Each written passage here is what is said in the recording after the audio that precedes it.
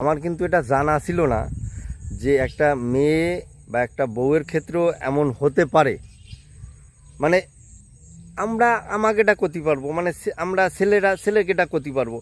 ধরো একটা ছেলের যদি কোনো একটা মেয়েরে খুব ভালো লাগে বা খুব পছন্দ হয়, আর সেই মেয়েটা যদি ভুল করে সেই ছেলেটারে দাদা বা ভাই বলে ফেলে, তাহলে সেই ছেলেটা যে মনের ভিতর কি কষ্ট পায়, মানে মনে হয় একসঙ্গে 8-10টা হাড় ভেঙে গেলে যে কষ্টটা হয়, সেই কষ্ট আর সেই ব্যথাটা পায় সেই ছেলেটা।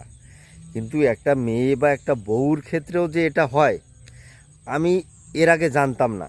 তোমরা দেখো এই মেসেজটা একটু দেখো। মানে একটা বৌদি, আমি আর বোন বা দিদি ভাই বলবো না, নালি কিন্তু আমার পরেও রেগে যেতে পারে। একটা বৌদি একটা ছবি পোস্ট করেছে ফেসবুকে। সেই পোস্টে এই রামপ্রসাদ বিশ্বাস এই ভাইটা গিয়ে একটা কমেন্টস করেছে, তোমাকে খুব সুন্দর লাগছে দিদি ভাই। রামপ্রসাদের অপরাধটা কোথায়? তোমাকে খুব সুন্দর লাগছে দিদি ভাই, ওই দিদি ভাই বলাটাই কিন্তু অপরাধ।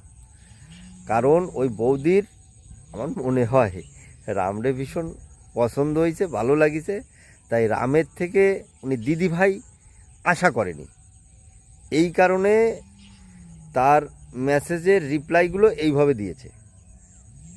মানে নিজের বউকে গিয়ে কমেন্ট, মানে অ্যাডা ফ্যাডা তোমরা দেখতেই পাচ্ছ। মানে মেয়েদের ভিতরেও এমন একটা ফিলিংস হয়, সত্যি জানা ছিল না। তবে আমি ওই জন্যই কিন্তু বোন বা দিদিভাই বললাম না ওনাকে, ডাইরেক্ট বৌদিই বললাম।